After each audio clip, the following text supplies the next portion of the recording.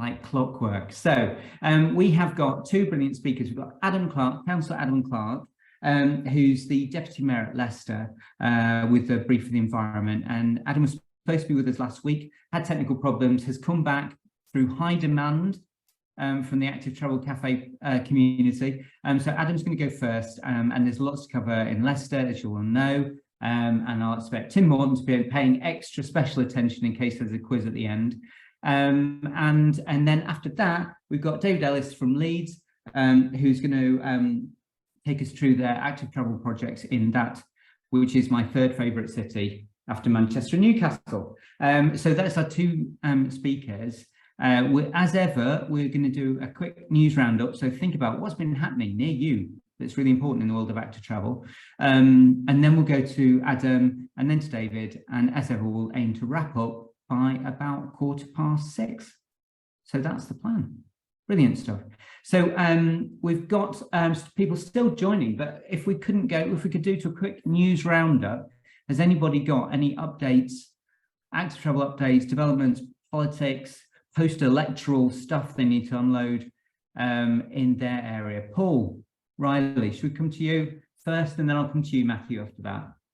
Hello, can you hear me? Yes, we can, Paul. Fire away. So I work for Sustrans. I'm a project officer in Liverpool. It's a bit of an ask more than anything else, really. We've got some funding that's come out supported by Active Travel England. So no, it's not supported by Sport England, and it's regarding active travel along the National Cycle Network. So I've got a local organisation, Cycle of Life in Liverpool 8, who are looking at doing a social prescribing pilot. So if we have any ideas, it's only £7,000 and looking for 10 people in a cohort to do active travel, sort of pilot around low-level mental health and physical needs and things like that. So a little bit of bikeability, the joy of the ride, all those kind of things, and maybe a bit of a chat. So what they're looking for really is to collect evidence and data to help them to look at, showing that this intervention works and that in the future they can use all that data to apply for further funding and actually really grow the project. So if anyone does have any ideas around ways they can monitor that or any sort of links to other people who've already done pilots, I'll pop my email in the chat. It would be really helpful if you could send me some information on that. Thank you. Brilliant. Yeah. Okay. So everybody help Paul out. It's much needed. And Paul, drop me a line as well. I've got a friend who's doing a PhD in social prescribing. She might have some help as well. Matthew, should we come to you? Matthew Phillips. Hi. Well, in Durham last week, we had an announcement that our council had secured some Transforming Cities Fund money, and they're going to spend it on a cycle route from a new housing estate to near the middle of the town and some further work in the north of the city. But they're also, the third scheme is for the junction just by the university, which I can see out of my window, where they are planning something which has absolutely no provision for cycling, makes it a lot worse for cycling, and although it's badged as a pedestrian scheme, doesn't really seem to actually improve things for pedestrians either. And really, if you would try to design a traditional road traffic flow scheme, I don't think it would look any different than what they are supposedly putting in for pedestrians. So that's a bit frustrating, but I have at last secured a meeting with officers tomorrow morning, and we'll see how that goes. And some of the university estates people will be there too. But if we can't get it turned around, and given they've now got the funding, it could be quite difficult. I'd really like to know whether there's any kind of quality control that Transforming Cities Fund bids have to go through, and whether there's any way of getting Active Travel England or Cycling UK or anyone to help with a bit more leverage. Brilliant. So that's another ask, isn't it, Matthew? If anybody's got any leads for Matthew on that, we won't open that up for discussion, otherwise it'll take a while, but pop them in the chat. Matthew can follow them up. Good luck with that. Fight the good fight. Simon, how are you? Good to see you. Should we come to you? Sorry. You're welcome to. And thank you. Yeah, I've been away for a few weeks just because we've been very, very busy here and things haven't quite coincided well. I think I've got two pieces of news. One is, as probably many of you have seen, we had a group of doctors riding around the edge of the ULEZ expansion zone over the weekend. Our very good friend, Dr. Mark Hayden from Great Ormond Street and others. And I just wanted to highlight, based on what has already been said, like in London, we're certainly now seeing the NHS, a lot of the trusts, a lot of the organisations getting very heavily involved in the whole idea of like pollution, climate change, public health in a way that is really, really exciting and welcome. I can remember going to meet public health people in Waltham Forest before the Mini Holland, and them saying, "Why would you cycle around here? That's insane. You're all mad." And that was the kind of approach to public health: was this is a terrifying and dangerous thing to do. Don't do it. That's bad for your health. We've seen a real sea change in London, and we're seeing real sea change. So I wanted to highlight that. The other thing is just look out for a bit of an exclusive, but look out for the tail end of this week. We've done a massive report on our Climate Safe Streets campaign. It's an absolute whopper, but we're assessing every single London borough and the mayor on their progress on climate targets, on decarbonisation, roads transport, etc. It's a beast of a report. You could probably see the bags under my eyes because of it. So look out for that later this week. It should be good. And I think that the top borough and the bottom borough will be perhaps not a surprise to everyone, but I'm sure there'll be controversy nonetheless. Brilliant. Great. So that's out later in the week, Simon. Is that just on your website? Should we look for it? Thursday, social media, on the website. It'll be all over the place, I hope. Thursday, that should be live. Good. Okay, a couple more. Thanks, Simon. H, did you want to come in? Yeah, I think, whoops, bugger. I'm up now, yes? That's good. Yeah, we can hear you, Dave. There, we can see you as well as hear you, and from one device, which is a miracle. There was a nice session at lunchtime that Bob Davis spoke briefly at, the Foundation for Integrated Transport. And it was initially pitched in title as road safety, and they actually moved over to talking about road danger, the idea that you remove the hazard rather than telling people to pile on the safety kit. Because if you remove the hazard, you don't need the safety kit. I think Mark Hodgson also made a comment on that, and he was going to steal the comment about it. But yeah, it's very interesting that at last the tide is beginning to turn. People are talking about, let's get rid of the hazard and make it safe and normal to just go out and get on a bike and go out and walk. Brilliant. Thanks, H. Yep, and well done, Bob, for transforming yet another event. Bob, I think at some point we should do a special session on language, shouldn't we? A whole session on the language we use and why it's sometimes badly wrong. Thanks, H. Will in Colchester. Hello there. Hi. Two bits of news. Colchester Cycling Centre is now open in Portal Precinct off Sir Isaac's Walk, if you're coming here. It's got three elements to it. We've got Colchester Bike Kitchen, which is currently open twice a week. It's also got a bike park, which is accessible with an app. You can park all day from £1. It's a secure bike park, all indoors, and it's going to have a cargo bike library. I'm going to post the link in the chat if anyone wants to have a closer look at it. So that's one bit of news. The other bit is we're now fighting national highways over the wider A12. Because it's such a massive job and we've got so few volunteers, we're keeping it very, very slim to local to Colchester. But anybody who's got a national scheme like that needs to pay attention to it, I'd say. One thing we're asking for is an independent audit of all cycling facilities in the scheme by Active Travel England and/or someone like Philip Jones, PGA. So fingers crossed we'll get that, but we'll see.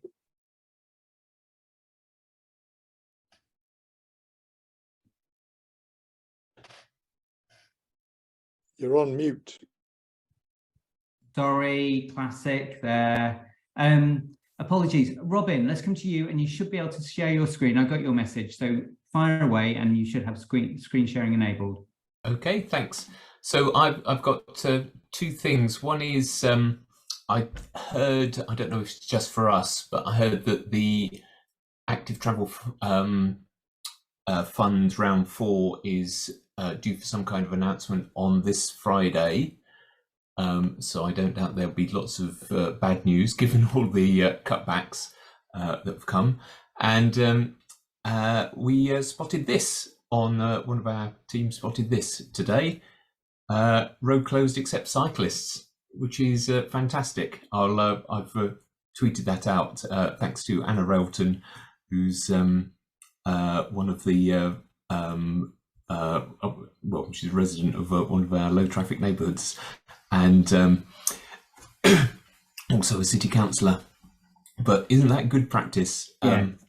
That's thanks to our new network management plan, and council listening to consultation responses to it. So there we are. There's a best practice. Brilliant, Robin. Thanks for that. Good news. We like it. Excellent stuff. Bob. Yeah. Okay. Actually, Dave was wrong. I wasn't at the FIT thing, and I had to communicate with them because there was some concerns. The point is that road danger reduction is not just another phrase. It is about a completely different approach, and a lot of people don't get that.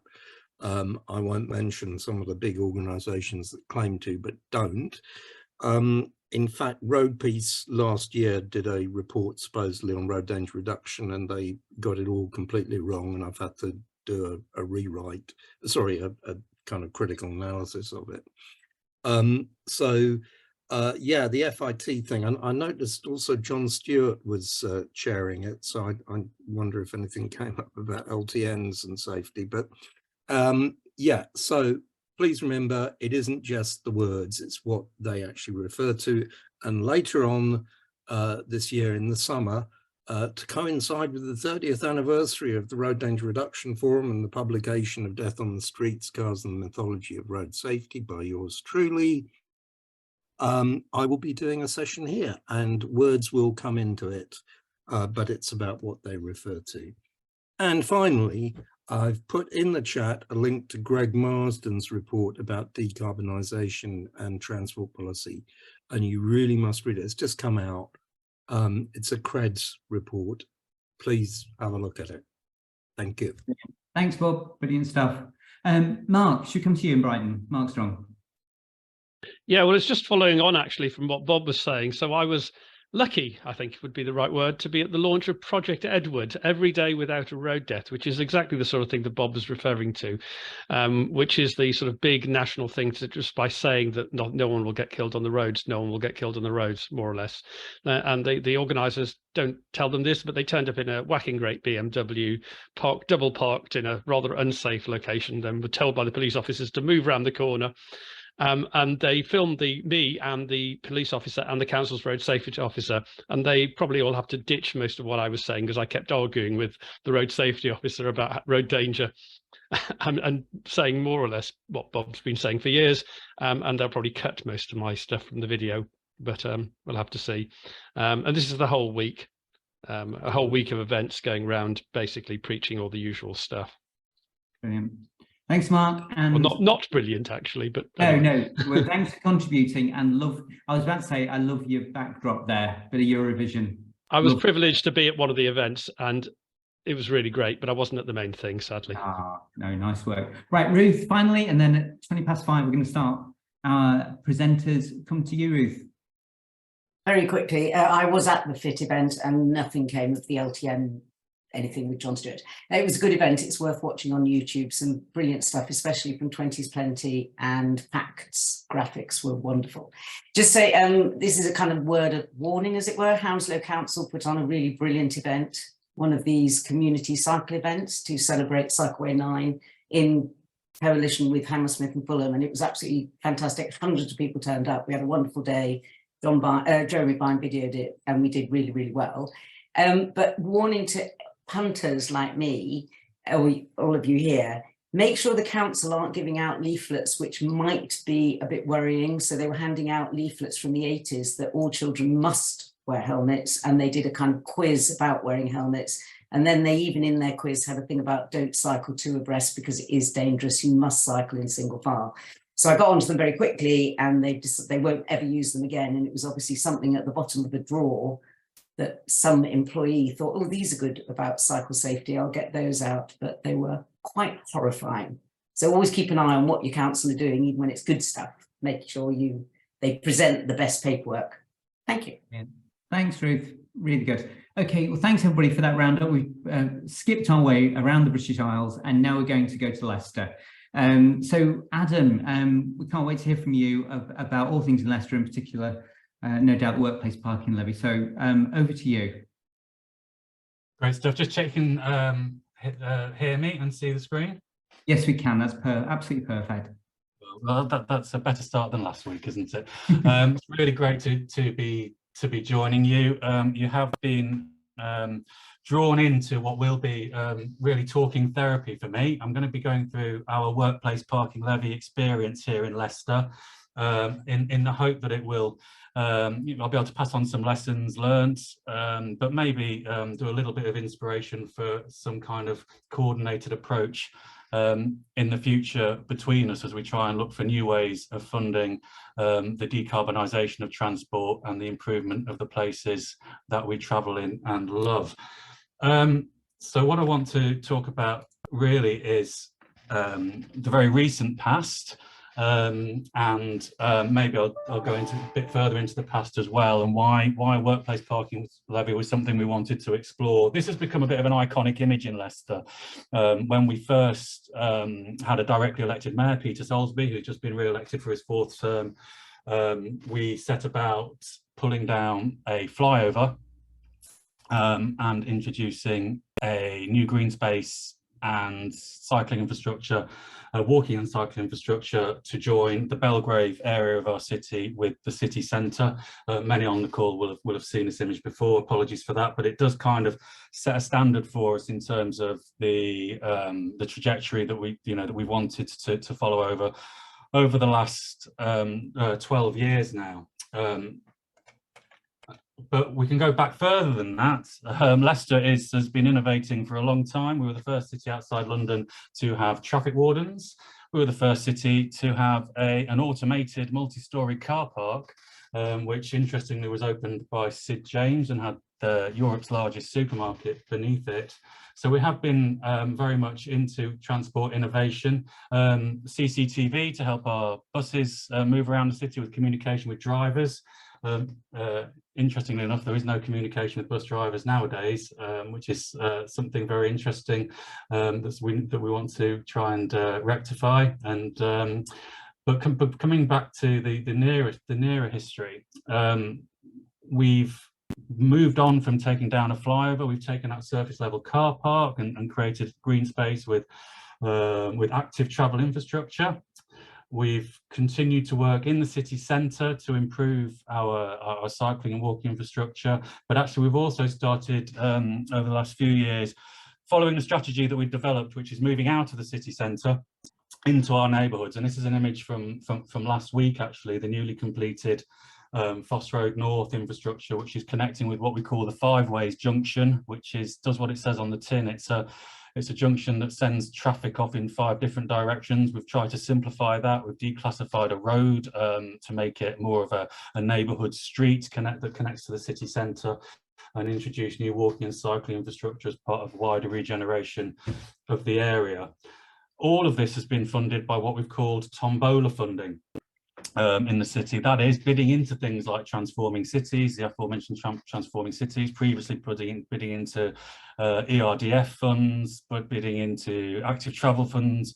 And so that we found that, and local authorities have traditionally found that, not just in transport, but across kind of local authority funding challenges, is quite debilitating to have a strategy, but to dip into different pots of money in competition with our peers.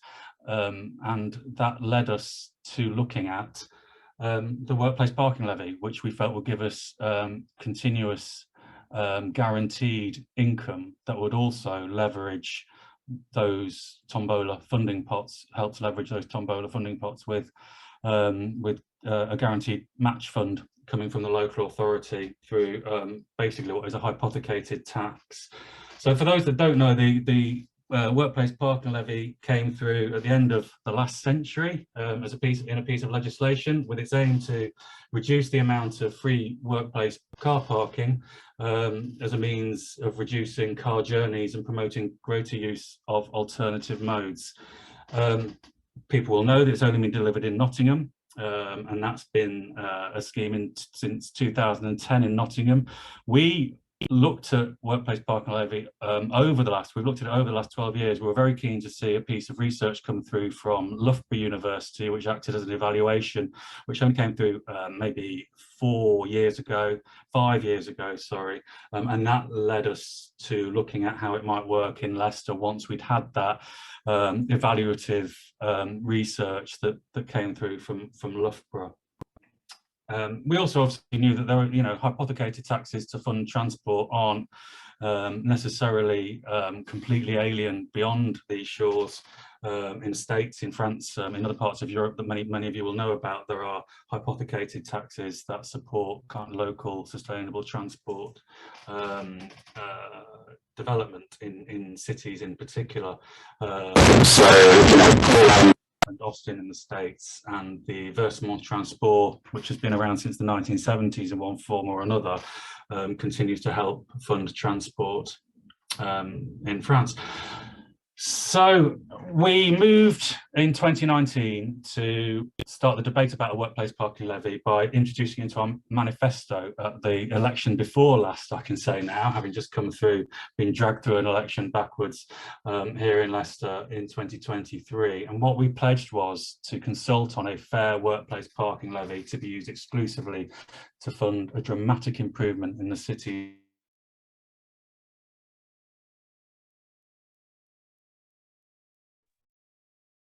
transport system, and we needed that, we felt, which has brought in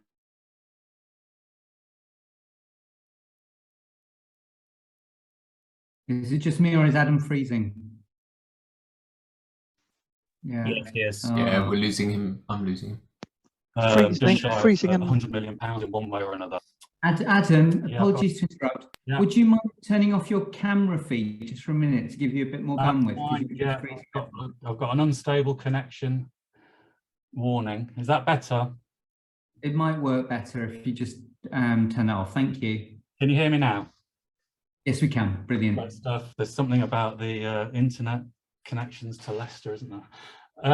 So as I was saying, transforming cities and other tombola funding successes made us realise there was a bit of a cliff edge coming, to be honest with you. We couldn't be guaranteed that we'd continue to be successful, and that helped to drive our desire to look at introducing workplace parking levy. It would provide that certainty that I've talked about already, and it would also give us an impetus to developing our local transport plan, which we knew we needed to do. We want to get in LTP 4 that would take us to 2036 and be part of our decarbonisation agenda beyond transport, including transport. We sought to develop a scheme that we could potentially introduce in early 2023, which I guess we are still just in.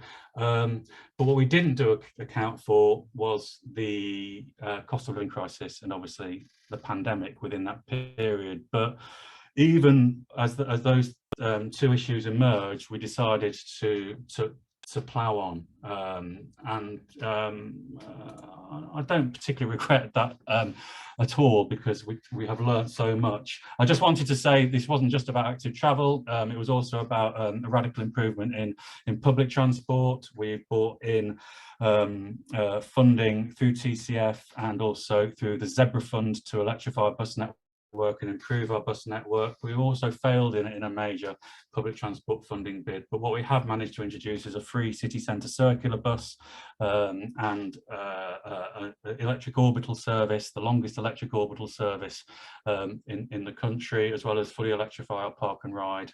And we will have around 100 electric buses in the city by the end of this year, and that will continue to increase beyond that. So just to come back to the detail of what a workplace parking levy is, it's a charge on employees' parking spaces used by car commuters. It can include businesses, the public sector and education organisations. Employers can pass on, pay or share the charge with their employees. It does not include customers and residential parking. all the funding generated, all the revenue generated, income through the levy is ring-fenced for transport investment. And the idea is, in Leicester for us, was to rebalance car parking versus the cost of bus travel. Now, those first 5 bullet points are very much related to the legislation. So you are constrained in a sense by the legislation. What we wanted to do was to obviously encourage sustainable transport and secure wider economic, environmental and health benefits and reduce public health cost. Remembering that we were the first local authority to try to deliver a workplace parking levy since the climate emergency became part of our lexicon, of our vocabulary.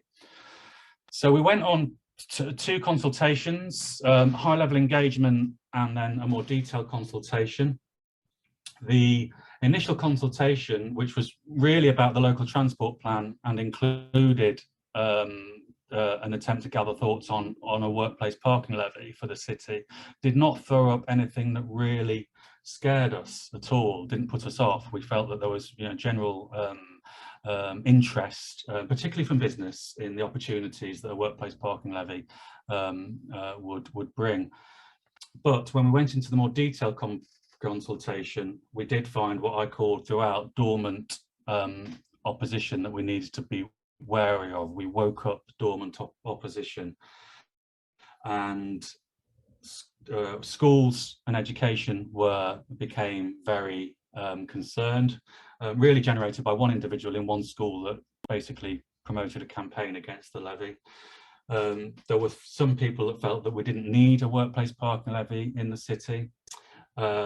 Other businesses were concerned, big businesses such as Walker's PepsiCo were concerned about how to manage a scheme when they have to do a shift changeover. How do they manage distributing the charge to their employees when they really needed a car park twice as big as their on-site employees, because they needed to provide those car parking spaces to enable shift changeovers, and that would have basically doubled the impact of the levy on the business and therefore what they might pass on to their staff. There were issues that were generated by, I guess, the anti-active travel and anti-public transport lobby. Post-COVID, there were some, understandable concerns, I guess, about bus travel as well, and people concerned about, people less likely to want to travel by bus, and therefore why should we be inventing in bus? And then there were worries, which were, I guess, the ones that kind of concerned me as a Labour politician most, about the socio-economic impacts during a cost of living crisis, particularly those impacts on low-paid workers, given us as a local authority, other than for local authority employees, would have no power to prevent employers from passing on, the levy to low-paid employees at the top rate, which was £550 per year per parking space that we would charge the employers. So all of that led to us to a decision not to proceed with the levy because of the weight of opposition that developed through that consultation period. Everything we proposed was dependent on our local transport plan being signed off by the Secretary of State. The Department for Transport guidance on local transport plans is still awaited, so we would still be waiting in any case, because we don't have up-to-date guidance on local transport plans in any case, which is a frustration to all local authorities currently. So the lessons learned: there will always be dormant opposition. In Leicester, it was schools, trade unions, and yes, some of my colleagues in my own political group. We were always having to back criticism that we weren't offering a sexy tram network. We didn't feel that that was deliverable in Leicester. We felt that having a tram-like bus network was much more deliverable at pace in the city, but that didn't really capture the public imagination as we'd have wanted it to. We didn't have a dedicated communications officer or team leading our leading the programme from a comms point of view, which was in retrospect a mistake. We had to ask ourselves right the way through, is what we're offering transformative? Is it the right time? And is what we're doing fair? And I guess we could not convince the city of any of those things. But we must be prepared to play a longer game.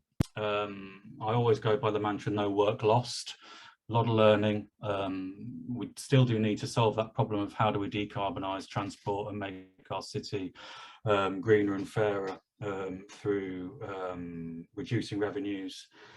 And I end up with a question, is workplace parking levy legislation right for today's challenges? 1998 was when legislation had royal assent, pre what we now call the climate emergency, and in the last century. So we do have to think, I think, as people who will want to look at new ways of funding sustainable public transport, actually, do we need to be asking for different levers to enable us to do that? Because we do have to play a long game, and we also do need to make sure that we pass on what we achieve to a generation behind us that can then build on those achievements. So that mantra of no work lost, I hope, will not be lost on us in Leicester, but nor will it be lost on you beyond. Thank you very much, Chair.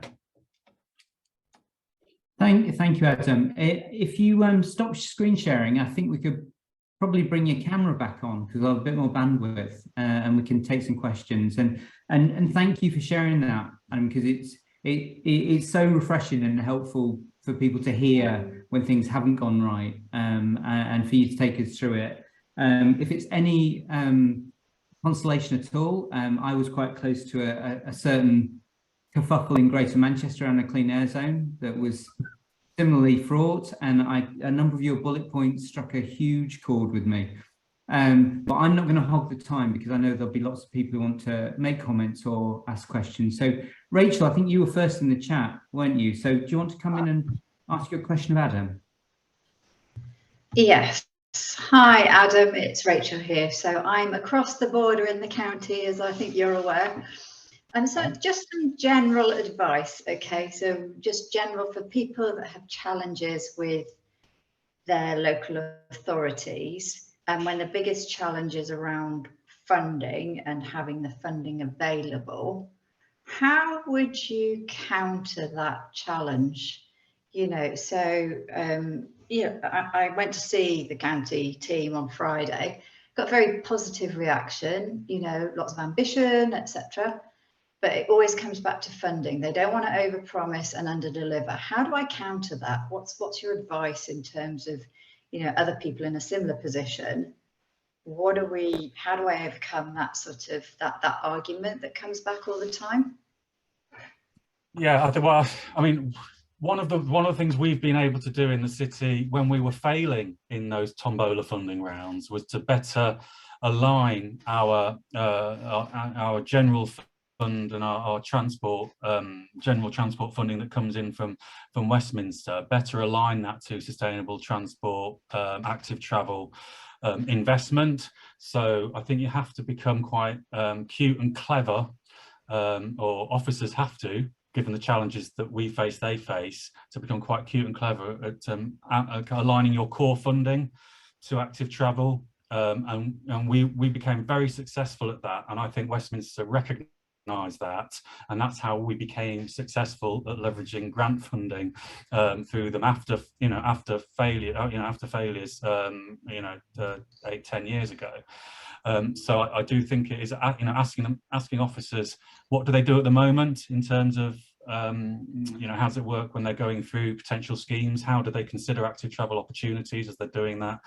And that's an ongoing battle, to be honest with you. So when we're doing highways, general highways works, I'm always asking, if we're relining or re-signing, I'm always saying, is there an opportunity here to change the layout of the highway to improve active travel opportunities? If you're out resurfacing or filling potholes or whatever, actually, where are those opportunities to do that? And we're still not there yet, and I don't think any local authority is there yet in terms of aligning transport strategy with general highways initiatives. So I suppose that'd be the first thing. But the other lesson would be that they don't have a choice, in a sense, because they're legally obligated to decarbonise through through Parliament. And so what are they doing to do that through their core funding? And then what are they doing to increase opportunities of generating additional revenue? Yeah, I think I kind of see myself pushing them into thinking about active travel first. You know, when they've got a road scheme, what's the active travel first? You know, put that hat on first. Same with the planning. Put the active travel hat on first, and then move on to the road layout, etc.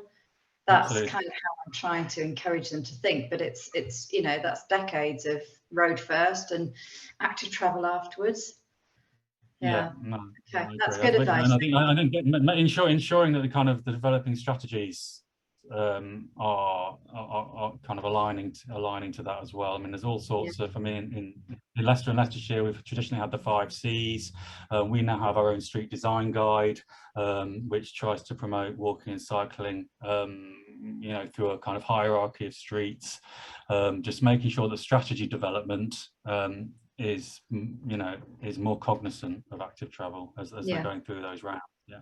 Brilliant. Okay, thank you. So I'm Rachel, sorry to cut across you. I'm going to we've got quite a lot of questions coming in the chat. So do you mind if I invite some other people in? Sorry to cut no, that's fine. I thought it was a broad question anyway to help others. That was what I was trying to do. Very generous. Thank you.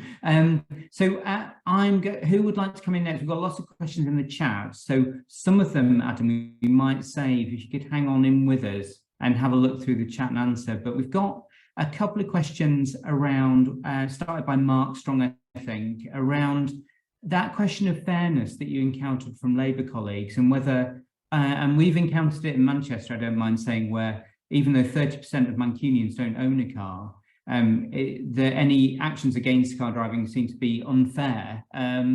Is there any coordination, is Mark's question, and a couple of other people have followed it up in the chat, any coordination between Labour councils and Labour colleagues to actually discuss this and bring about a sort of consolidated position on this that might be more helpful?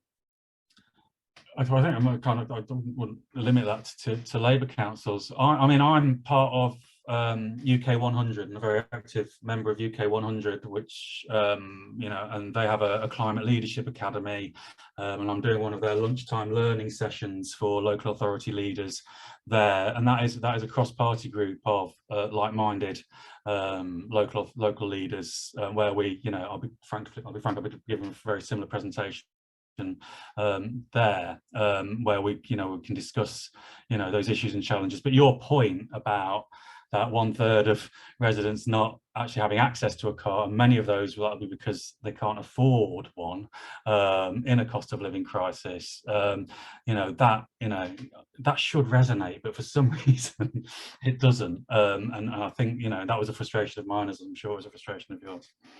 Yeah, absolutely. Right, I'm going to give it 3 more minutes with Adam before we move on to David from Leeds. Any other questions? There's lots in the chat. There's one, I think, with a little bit more detail from Shane from Galway about that school's opposition. Just a bit of clarification, Adam. Was it teachers objecting to, I've got a massive box of marking, I can't take it on the back of my bike scenario? Yeah, I mean that was one of the things that came forward. I think it was school staff. It was actually led by a business manager, and therefore I think it was, you know, the school weren't worrying about their own budgets, and how they might support school staff in that, and you know, it was quite an easy we were quite an easy target, I think, because obviously teachers are seen, you know, which they are, as important public servants. However, you know, they do contribute towards congestion, they do contribute to emissions, and our city mayor is a former teacher, and he tells the story every time that's mentioned of how he used to cycle across the city with his panniers, with his mark in his bag. And actually, if we can get this funding in, we can create a much better public transport and active travel system for teachers. It didn't help that the one person campaigning against it commuted in 40 miles from Derby every day in his car down the M1. And wasn't keen on paying an extra 550 quid a year for his parking space. If only there was a train service between Derby and Leicester. I know. Yeah, absolutely. And then he could get himself a nice little Brompton, couldn't he, Tim? Unfold it. It's a no-brainer. Thanks, Adam. Just one more thing that picks up. H from Glasgow has mentioned it around the big journey generators in Leicester and the connectivity with your public transport promises. And his question was whether you looked at those main sort of trip generators and looked at developing new routes to satisfy their needs as part of the workplace parking levy package. I think I'm paraphrasing. So that is linked into, I suppose if I'd had half an hour, I would have probably talked you through some of that stuff. This concept of connected, healthy neighbourhoods was key to our local travel plan, our local transport plan, and still is actually, because that's still there in draft and we want to adopt it in the near future. This concept of healthy connected neighbourhoods, so we're not just talking about journeys into the city centre and out of, we're actually talking about radial routes for active travel and public transport as well, and actually enabling people to have multimodal journeys as well, which is really, really important. Brilliant. Thanks, Adam. I am going to move us on now, but thank you so much for that, and really appreciate you taking us through all that. Warts and all, really honest. And that, lots of warts. It certainly resonates with me, playing the long game, because in Greater Manchester we've had 2 goes at demand reduction, and we're now about to attempt a third that may look a little bit like what you've just tried. But I'm going to move on now. Nottingham had 3 attempts at workplace parking levy. Nottingham had 3 attempts. Yeah, thanks very much. That's so good to know. Adam, if you don't mind, there are still a few questions in the chat for you. They have been answered by other colleagues in the chat, but if you have a minute to look at them, that'd be absolutely brilliant. But now I'm going to move. Thanks ever so much, Adam. I'm going to move us over to David Ellis from Leeds City Council. So, David, thanks for being with us, and off you go. Hi there, can everyone hear me and see the screen? Yeah, that looks great. Fantastic. Yeah, I'm going to go full screen now. Yeah, so thanks for the introduction. Great to be here. Followed this group, at least on Twitter, for a long time. Not attended it as often as I'd like to have done, but really interesting forum. Yeah, so I'm a principal transport planner at Leeds City Council in the transport strategy team. And I have worked at the council and in a previous life as a consultant on cycle and active mode and sort of sustainable transport schemes in general in Leeds for the last sort of 5 or 6 years. So I don't think anyone has presented from Leeds so far at Active Travel Cafe or its previous iteration. So this is going to be a fairly broad overview. So those familiar with Leeds might already know a lot of this, but I'd be very keen to return and zoom in on some pieces of detail in a future presentation if you'll have me back.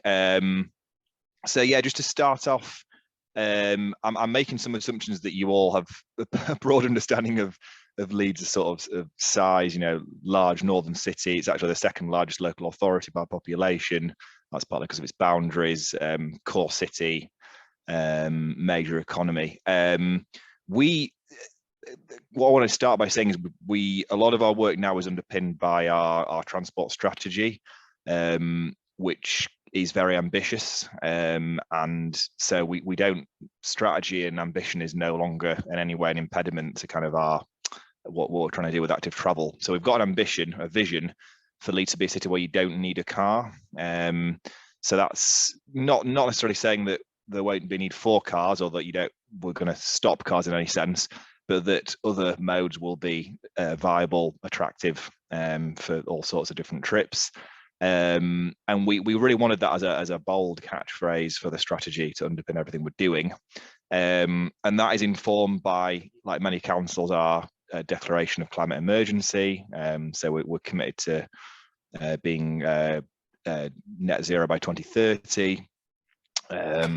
And we've also got commitments to inclusive economic growth and to make significant improvements to air quality as well. In the kind of sort of specific transport field, what that looks like in terms of goals, and I know councils always have these goals, but I get the point is that some of these are newer than others. We've got the usual mode shift goals, sort of increase use of all the sustainable modes. We've also got a goal to actually reduce car use by 30%, which we're not saying is completely innovative, but it was for us. And that's quite important because it allows us to sort of say we're not planning to retain the status quo in car use. We're actually planning for a reduction. So it means we don't always have to retain the same level of junction capacity necessarily, or the same level of link capacity in schemes, and we can reallocate space and time to other modes, especially active modes. Big ambitions on cycling. It's fair to say that Leeds sort of historically, unlike York or Oxford, wasn't a classic cycling city in the last few decades. Our mode shares were much lower, but we're not really letting that limit our ambition. We want to increase cycling levels by 400%, which I suppose our base is lower than some, but we're not kind of letting that our image is sort of hold us back in any way, which I think is quite important because sometimes cities can get certain reputations and we don't want to be kind of held back by that. We've also got some quite bold planning strategy. So our local plan update is centered on the climate emergency, and a key part of that is reducing the carbon emissions from transport. We've also got a commitment to Vision Zero by 2040. I know there are a lot of experts in that area on this call, so I'm not going to go into the details of that, but it's another underpinning strategy. So yeah, I've been through some policies there just to sort of set out our ambition. Leeds, just brief bit of history. We have, I'm going to mainly focus on cycling. I know active travel obviously includes walking, and that's key for us, but in this short presentation, we're mainly focused on cycling. We have been building segregated cycling in Leeds infrastructure for just over a decade. We got some Cycle City Ambition grant funding in the mid 2010s. That was a link from Bradford to Leeds, and then Leeds to centre to East Leeds. We've learned a lot from that. That is still a good scheme, but it is in some ways of its time, and we've our current work has definitely learnt some lessons from that. That remains a good piece of infrastructure, and was kind of quite a radical departure for the city, because up to that point we hadn't done anything of that scale. So that's an important kind of historical backdrop to what we did. Since then, we've been significantly kind of extending our protected cycle infrastructure. But I think there was a significant growth in our work in the kind of late 2010s. Many of the schemes had began life before the pandemic, but a lot of them were built during the pandemic and just after the pandemic. So it all kind of came together in the kind of sort of 2018, 19, 20 sort of period for us, in terms of there was a bit of a sort of like big boom expansion in our provision. We did also in the pandemic, like a lot of cities, deliver quite a lot of temporary measures on corridors that we're now working on permanent schemes. And we did also look at, we did deliver some experimental, what we called active travel neighbourhoods, but what are commonly known as LTNs, with sort of varying degrees of success. But yeah, so we've delivered quite a few significant radial protected cycle corridors, and also some orbital ones on a number of corridors. So we've got here an image on the left of a scheme in South Leeds, and on the right some images of infrastructure on our outer orbital road. So on the left, it was a traditional sort of cycle scheme. On the right, it was actually part of a more traditional highway scheme that was actually creating a new road on the east of Leeds to support housing development, but we actually built dedicated cycle infrastructure as part of that, both on existing roads around the development, but also on as part of the new link road. So it's just to sort of indicate that building cycle infrastructure is now, it's become more mainstream and kind of part of the norm rather than always an afterthought. One area of significant growth has been the city centre. So although in our sort of mid to late 2010s we did a lot of good work on certain radials, the city centre was a major barrier. Leeds we've got a major kind of large area of pedestrianised streets, but we had very little other infrastructure, and we've got an inner urban motorway from the 70s, and also we had a quite a heavily engineered one-way loop system that was significant barriers to cycling, and we've done, underpinned by that strategy and a very strong political commitment, we've reallocated quite a lot of road space in the city centre. In fact, almost all our work in the city centre has come from motor vehicle space that's been relocated to pedestrians and cycles. 2 examples here from New Briggate and Meadow Lane. A lot of that has been tied to regeneration work. So we've drawn on the traditional transport schemes that Adam was mentioning earlier, but also we've linked it to regeneration linked work and delivered kind of public realm schemes alongside cycle schemes. Trying to resist talking about technical detail in this, but one point I can't resist mentioning is that we made the decision, unlike in earlier schemes in Leeds, that when we pedestrianise streets, we now try to provide segregated cycle facilities through those spaces rather than adopting a sort of shared space approach. So you can see here on the left an example of that on Cockridge Street, where we've provided a segregated track with an upstand, even though the motor vehicles have been removed from that space. And we're also tying it to kind of the reimagining of large parts of the city. So we've got the south bank of Leeds is being massively sort of reimagined as a sort of mixed use area from being a former sort of warehousing industrial area.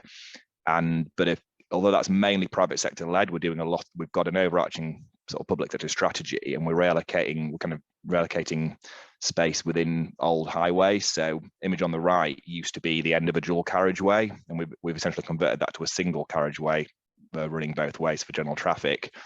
That allowed us to create a high quality bi-directional cycle track and also release a lot of land for development and also for green space. So cycling is being woven into our kind of new remaking of some of our brownfield sites, and we are trying to undo the kind of motorway city legacy that is most prominent in the south of the city. Developers are also helping us with new river crossings. So on the left there's a developer funded bridge that's open to walking and cycling over the River Aire that's in that South Bank area, and on the right a scheme that was walking cycling bridge in the more traditional city centre that the council delivered with mainly kind of regeneration based funding. So though both of them are connected to development, so we really see cycling as a way of supporting investment, making better places. Another key kind of element of design for us is working really closely with access groups. So we've developed good links with access groups and groups representing disabled people across the city, and they've kind of they've helped us to develop design standards and choose materials and test materials. And we were doing that, I mean, as many councils were before LTN 120 came out, but that's really helped to validate some of the conclusions we'd already drawn about the types of crossings and the types of curbs we use. And we're also very keen that our facilities are open to all types of cycles.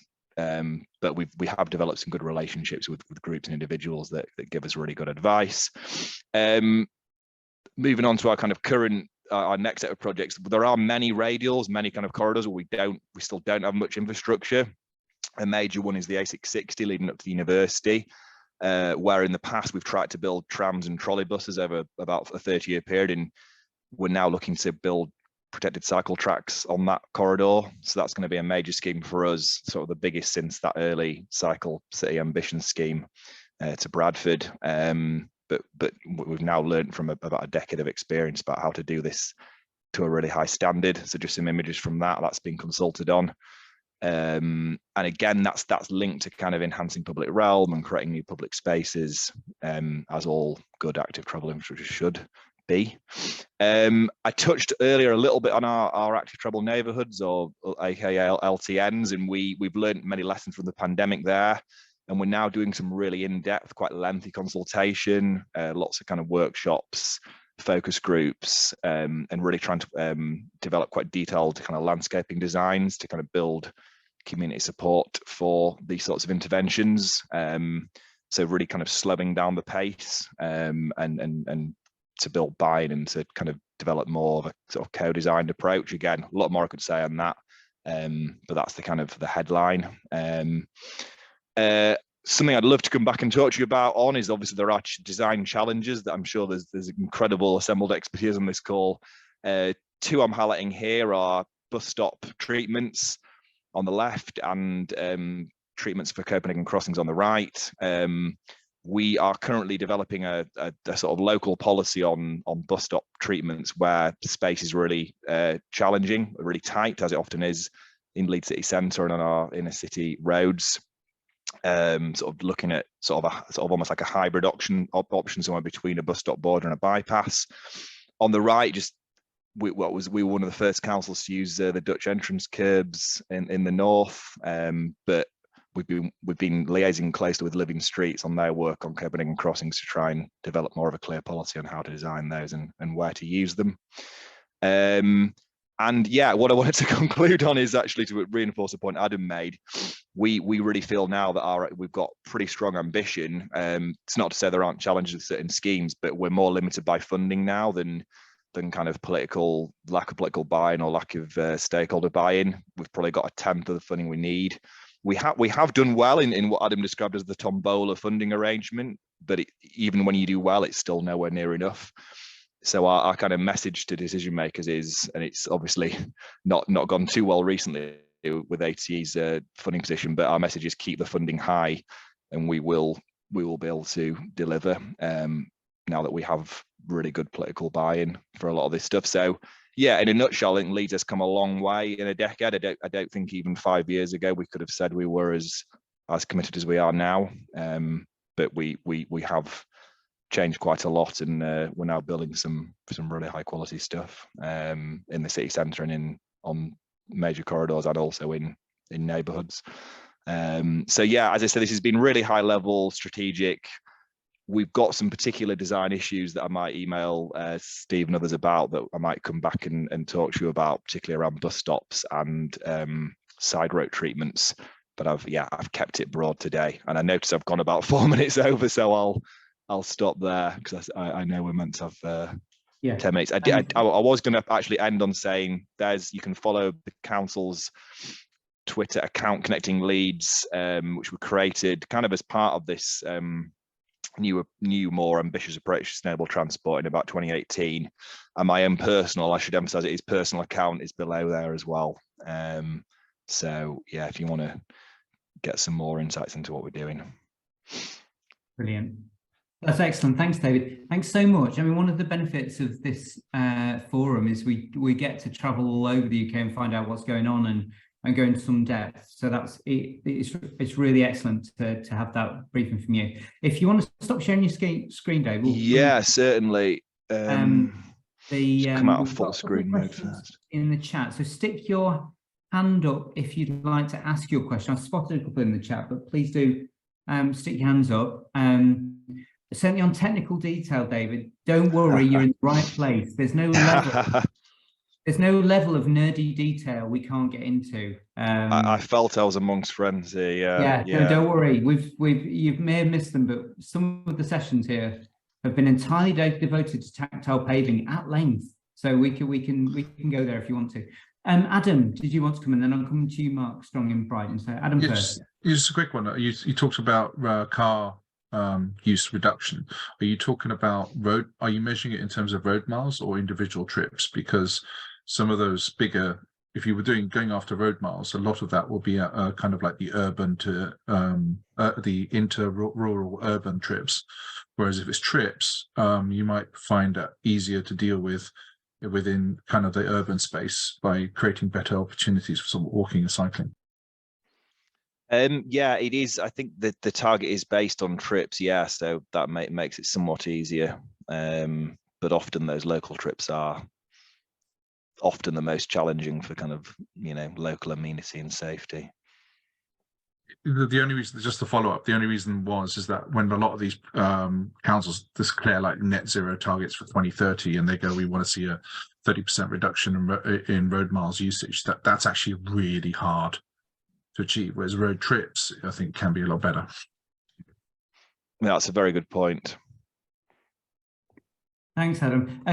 If I'll just beat Mark Strong to it, just briefly, Mark, if you don't mind. I'm just going to ask a follow-up as well, David. I mean, one of my bugbears in the cities that we work in on transport issues is when you look at that modal target that people often set, it isn't. People talk about a climate emergency and a climate emergency target that they've set, and you've got a strong climate commission in Leeds, obviously, and a lot of work in that space. But there's a disconnect between any kind of decarbonisation pathway and the targets that have been set on modal share, and they're not pegged together. It's kind of they're different things. And how closely connected is that shift that you shared with us right at the start with where you need to get to in terms of carbon emissions on transport? We did do some work to try and work out, what level of increase or decrease in various modes we'd need to achieve a certain level of transport emissions. That work was quite complicated. I'm probably not the best person to explain it, but there is under the bonnet a connection between those figures and what we need to do in terms of transport emissions to meet our goals. We are close to doing some reporting on how we're doing on that, which itself has been a challenging exercise. So watch this space on that, and you'll see how we're getting on and how we're actually defining it in more detail. But yeah, very good question. Thanks, David. Yes, another thing you'll have to come back and talk to us about. Yeah, absolutely. Yeah, or I may even delegate to a colleague who would be far better placed on that one. But yeah. Great, Mark. Yeah, I mean, this is common to all Met County or former Met County big authorities about your relationship with Wicker. I mean, we've just been doing a piece of work for Wicker on bike hangers. On a policy decision for bike hangers, and then they said, well, up to the location of where they would go would be up to Leeds, Bradford, Wakefield, etc. We just give them the money. But also I know that the bike share scheme has been slowed down about interactions between Leeds and the funding from the Mayor of Wicker about who takes the credit for these sort of things. So just, I mean, obviously you're going to say your relationship's great, but But how often does that slow things down about having to get the two? And obviously the interaction you showed, the Connect scheme, and that's a Bradford scheme as well. So how often does boundary things come into it as well? Yeah, I think with active travel, there's a lot of devolution in terms of delivery now. So Leeds City Council is one of the districts of West Yorkshire. We tend to largely autonomously work on delivery, and Wyke they kind of appraise and assure us and oversee the process, but largely let us get on with it. I think where we're developing, we've got a mass transit ambition as well, which is more into district, and there's a stronger role for the combined authority there. I think probably the cycle. I didn't mention the e-bike hire because we're kind of late to the party on that, but we do have a fully e-bike hire scheme launching later this year. Again, that largely funded from the combined authority, but the detailed delivery has been carried out by Leeds. We haven't unlike TfL, the combined authority doesn't have any kind of highway authority powers, so we remain the kind of absolute highway authority. And I don't know whether TFGM has taken on some of that role, but that's not the case here. So there's a clearer split in terms of competencies, which is working fairly well at the moment. Thanks, David. Tim, you had your hand up briefly and then it went down. Did you want to come in with a question? Yeah, okay. It was around the piecemeal nature of all these schemes, and people like me complain, oh, there's nowhere to go at the end, and understanding that actually you're colouring in a spider's web, and that we can put this bit in because we got Tom Bowler gave us some money last week, but we can't extend it as far as we want. And I think that's the same here in Leicester. I'm now beginning to understand that there is that spider web, and that the routes will eventually link up. But it's it's how that gets communicated. I was really interested in Adam's point about not having, a proper comms lead on that. Yeah, that's a really good point. I mean, I think as a kind of officer, it's often a frustration that we can only deliver sometimes piecemeal and we can't connect end to end. And it's or sometimes we have plans for connections that can't be shared because they're kind of not officially formal yet, but there's often more of a plan behind the scenes than might be publicly shareable. But we are, yeah, we have kind of, if you take the city centre, for example, that was very patchy until recently, and our kind of main focus now is to kind of connect the gaps within the city centre and the kind of immediate ring around the city centre, because that kind of patchiness was really limiting kind of the efficacy of the system. And I think on comms, we've got a really strong comms team. One piece of the Leeds picture is that we for about 30 years tried to deliver tram and then trolleybus and were turned back for multiple times, but we were given a sum of money in 2017 that was meant to be spent on a trolleybus that was never built, which we spent on bus infrastructure and walking cycling infrastructure. And we developed a really strong comms team, or comms function then, which we've kind of maintained, and I think is a lot better at articulating the wider vision, the connection to strategy, and how it's all about how there is a kind of wider picture that while something might end at point X, we do want to link it to point Y in the future. Because often, I suppose, as frustrating as it is, at least knowing a council does recognise that a gap is there is reassuring, as annoying as the gap might be. I suppose the risk is that the people in the neighbourhood who don't want that to come through get more time to prepare their arguments and put their defences up. I suppose, yeah, I'm assuming a sympathetic audience. I mean, on our corridors, we've had less opposition than some areas have had.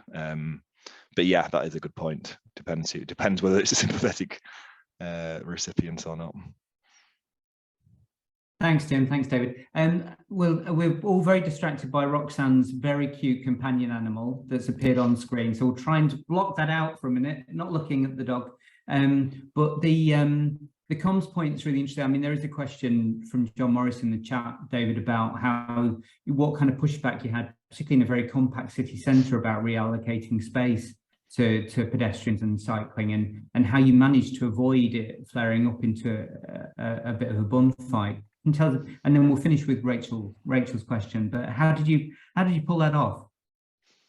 Really good question. I think it's there's various theories. I mean, we've sort of tackled it from many angles. I mean, a lot the kind of potential for doing it was unlocked by a series of measures to reroute traffic from the city centre. So we've used kind of bus gates and road closures within the city centre to push traffic out of the city centre to our inner ring road.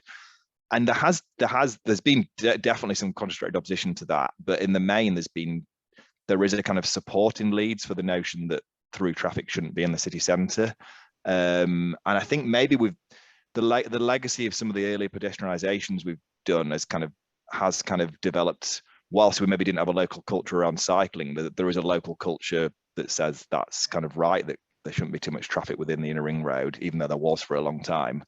So I think that's that support, and we've often linked it to public transport measures as well. So cycle tracks have been delivered alongside new bus gates and bus lanes and pedestrian zones. It's been very multimodal. It's not been presented just as cycling or just as walking. So I think that has also helped. And I shared some of those images of the public realm and regeneration work. And so often, cycle facilities are being delivered alongside new green spaces or new public squares. And I think that helps to kind of build support for them, amongst people who maybe don't cycle yet. But yeah, that because there hasn't been as much much opposition to city centre schemes as other places might have experienced. But yeah, that really complex picture, and maybe we're still in the middle of it in a way. We're still delivering a lot of the city centre network, so maybe my answer in 5 years might differ to the to the answer today. Thanks, David. And as you said, the work you're doing with LTNs to try and make a more nuanced conversation with people about them sounds really interesting. Yeah. Final bit. I'm going to cut you off there, David. Sorry. Final question from Rachel, because she's had her hand up. She's been very patient, and then we're going to close out for tonight. Yeah, hi David. Yeah, I went to see Leicestershire County Council on Friday. I saw the lead councillor plus the lead officers, and I challenged them on their communications because they don't talk about active travel very much. And I just wondered that their pushback was they didn't want to over-promise things and then under-deliver. So they didn't want to go out and communicate, we want to do this, we want to do that, it's going to be great, because of the funding. You know, it always comes back to funding. They were worried. They're really nervous about going out and talking about this stuff without having the funding behind them. I just wondered what advice, if they were here, what advice would you give them? Interesting question. I mean, we have debates about that term active travel in a public facing context, and sometimes we increasingly prefer kind of walking, cycling, wheeling. So on that's just on the semantics. But I would argue that, as I said, present it as part of a broader vision for improving quality of life, amenity environment within the city. Present it as something that can, you know, attract investment and attract development and be connected to the greening of the city and the creation of better quality spaces. That's been our core narrative in central Leeds and also in some of our neighbourhoods. So rather than a kind of a more narrow, not only cycling focus, but avoid even a too heavily transport focused narrative. It's about placemaking, isn't it? Yeah, it's which is not those lovely places and using the visuals and all the rest of it. Yeah, which is not radically. It was probably not a radical point, but because of the funding streams, we can get trapped in a very transport heavy kind of lexicon. So kind of move out of that into a broader one around place would be my advice. And it can be popular amongst a wide kind of audience if you sort of talk about the wider enhancements, I would say. And often the cycling component is relatively low cost compared to some of the other changes. So it's something that if you're doing a major transformation of a highway, if the concern is the extra cost of cycle infrastructure and a public square, for example, then our experience is it isn't that much more. So don't be put off by that. Would also be my advice. If you're already doing something, that is. Obviously, if you're doing nothing, then there is a cost. But and that's the thing, they've said nothing, and of course that's led to all of us being really suspicious and angry, frustrated. So I did challenge them. So you've got to up your game on your sustainable travel messaging, because this isn't good enough in the climate we're in. And they listen, and to be fair, they are talking to their corporate comms team and so on. But I had to point it out to them. Thanks, Rachel. I am going to cut us off there, and that's fine. There's some really excellent advice there, David, for all of us to take away. So that's been really wonderful. Thank you again to David. Thank you, Adam, for sharing as well. That was absolutely brilliant. Thank you, all of you, for being here. Next week will be all about architecture and urban design. So I'll definitely be tuning in and wearing my black roll neck for it, especially. So yes, Roxanne, looking just like you. So everybody has to dress like an architect next week. There'll be a competition with awards. Excellent stuff. Thank you ever so much. Have a lovely rest of your week, and we'll see you next week.